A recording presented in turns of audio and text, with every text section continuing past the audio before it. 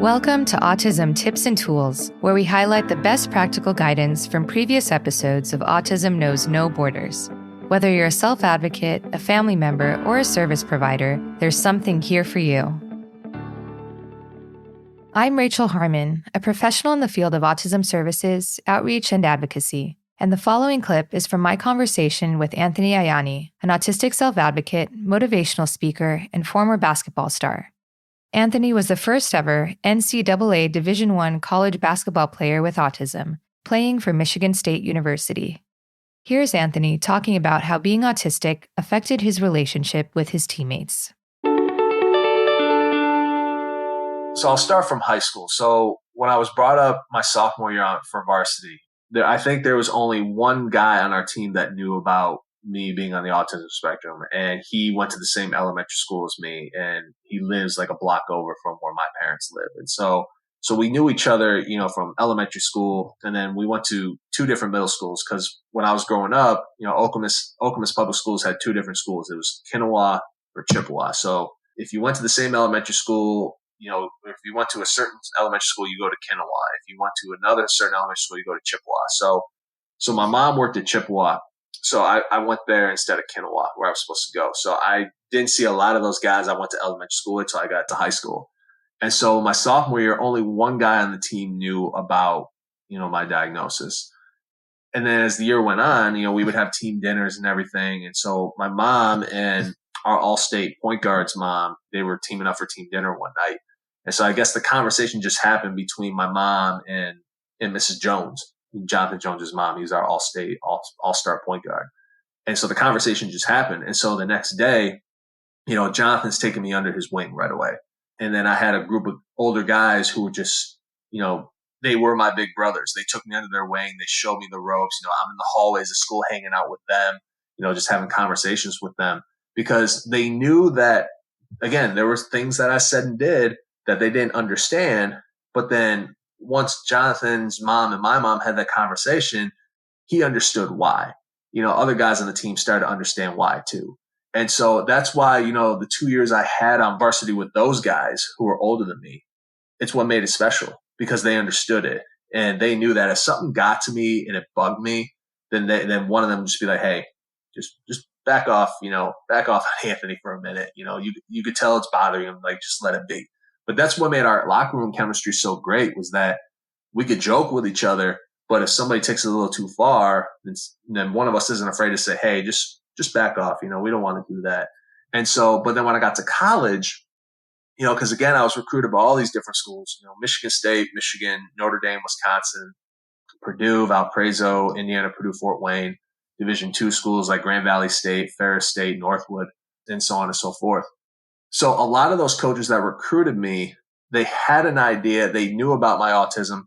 It kind of made those coaches not recruit me anymore because some of their schools and universities didn't have the resources at the time that could help somebody like me be successful in the classroom. Oh, okay. So my final three came down to Michigan State, who offered me a walk-on spot right off the bat, Oakland University in Rochester, Michigan, which is about an hour from where I live, and it's a Division I school. And then, of course, Grand Valley State. I wanted to go to Oakland because, that's where Jonathan went. But then my full ride offer got pulled back, got offered to another kid. So it was Michigan State or Grand Valley State. So I ended up taking the full ride offer, having a conversation with Coach Izzo about what I should do. And so when I got to Grand Valley State, we had this team meeting, kind of like a team icebreaker meeting. And one of the questions was, tell your teammates something that nobody knows about you. And so I was like, all right, well, is this my moment? Do I want to tell this story? Like, do I want to tell about my diagnosis? Like, what should I do? And so when they got to me, I just let it all out. I was like, all right, well, when I was 4 years old, I was diagnosed with pervasive developmental disorder. And, that's autism. It's on the autism spectrum for nobody in this room that knows. And this is what I was told when I was 5 years old. And as I was telling the story, I remember our senior All-American point guard just looked at me the whole time like this, like just wide eyes, everything, because he couldn't believe what he was hearing. And so had they heard of autism before? One of them did because one of them was studying special education at the time. He was getting his master's. Okay. And so he had an idea, but everybody else in the room was just like, what is autism? But I think they were more surprised of what was said about me when I was 5. And so I remember after I told them that, you know, a lot of the seniors in that group came up to me and said, hey, you need anything, just let me know. If you're confused on something, let me know. And especially Tommy Fellows, he was the one who was studying special education. And so Tommy was just like, hey, you need anything, I got you. You need to talk, I got you. Somebody's giving you back, somebody's, giving you a little too much, joking around too much on the team and it's bugging you, just let me know and I got you. And so, but when I got to Michigan State, I kind of kept my diagnosis on the down low because, you go from a big time Division II program to a powerhouse Division I program that is Michigan State. And you're playing guys that you played against in travel ball, but it's a whole different atmosphere. It's a whole different atmosphere. So when I got there, only two guys on the team really knew about my diagnosis. One was Austin Thornton. Austin and I have known each other for 16 years now, and we both played travel ball together. And then Mike Keebler, who was my high school teammate. And so they knew, Austin knew, Mike had a good idea, so they understood. And then none of my teammates knew about it until there was an incident in the weight room one day with one of my teammates, Draymond Green. And if that name rings a bell, he plays for he's NBA All-Star for the Golden State Warriors. So Draymond was joking with me in the weight room one day about how I had to go do the VO2 workout again.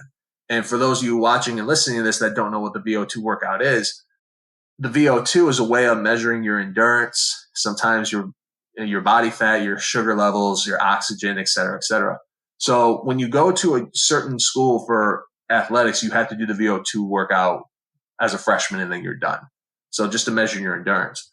So I did it once at Grand Valley State. I did it once at Michigan State. So our incoming freshman had to do it. And then Draymond the next day was joking with me the whole workout saying I had to go do it because Coach Izzo said so. And in my mind, I'm thinking, and one of my biggest weaknesses is I don't understand jokes and sarcasm really well. I can't tell if somebody's being serious or they're being, or they're being funny. And so I couldn't tell because he said Coach Izzo said so. So in my mind, I'm thinking, all right, he said Coach Izzo said so. So he's got to be serious. And then it got to the point where I can kind of tell that it was a joke, but he kept going on and on and on about it. And I remember I walked up to him and I said, hey, like, you need to quit. Like, this is just really bugging me right now. Like, I really wanted to go up to him, Rachel, and just punch him in the face because I was just so angry and upset. And then he said to me, he said, well, look, Anthony, here's the deal. If you can't take a joke, then just don't be here. And then my strength and conditioning coach, who's known me since I was 10, he dragged Draymond off to the side and said, hey, do you want to know why Anthony can't understand you? Do you want to know why he can't understand your joking? It's because he has autism. He doesn't understand your jokes. He thinks you're picking on him. He does not see the gray area. It's very black and white for him. Because my strength and conditioning coach, he has a niece who has Down syndrome. And so he understands it. He gets it. He understands it. And so the next day, Draymond came up to me and said, hey, why didn't you tell me all this? And my excuse was, I didn't know how you were going to react. I thought you were going to be like a lot of other people that I've known in my life who found out and then treated me completely different after that. And then he looked at me and said, well, kudos to you because look at how far you've come. And then from that day forward, I wasn't afraid to ask my teammates, hey, was so-and-so being serious or was he joking? Or, hey, was he joking or do we really have to do this tonight? Yada, yada, yada. So I wasn't afraid to walk up to my teammates after that and ask them. But they learned more about autism because of me. And now some of those guys who have gone on to, bigger and better things, if they run into somebody with autism, they know what to do because they had 2-3 years with somebody who's on the spectrum. At the same time, it was really a blessing that incident happened in the weight room. And because I remember after my strength and conditioning coach, when he told Draymond about me, like, it was just one of those things that just happened. Like, he didn't ask me for the permit, like if I was cool with it, but it was afterwards he said to me, hey, I told Draymond about you. Are you okay with that? I was like, yeah, like I'm fine with it. If it's going to help, de-escalate the situation, I'm good. I'm good with that. But again, it was a blessing in disguise that all that went down because now my coaches are asking me questions. Hey, if we recruit a kid who's on the spectrum like you, how should we go about recruiting them? What should we do? Mm-hmm. And I always tell them, well, ask them what their weaknesses are, what their strengths are. Let them know that Michigan State has one of the best support services for individuals on the spectrum. We are one of the top universities as far as autism research goes in our, in the country. Like, let them know because, you did it with me and you can continue to do that. So even though like I graduated 8 years ago, my teammates and my coaches, they are still trying to learn more about autism and what it is. And so if I get a random text out of the blue from a former teammate of mine saying, hey, I got a teammate who has a son who has autism, what can I do to help him? And I'll just write like a page long text about, okay, this is what you should do. So again, I was very happy, that incident, looking back on it, it was a blessing in disguise, and I'm glad it happened.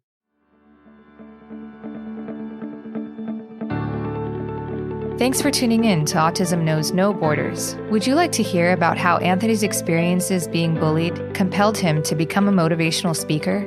Follow the link in the show notes for our full conversation, and be sure to subscribe for more insights from people connected to autism, inspiring change, and building community.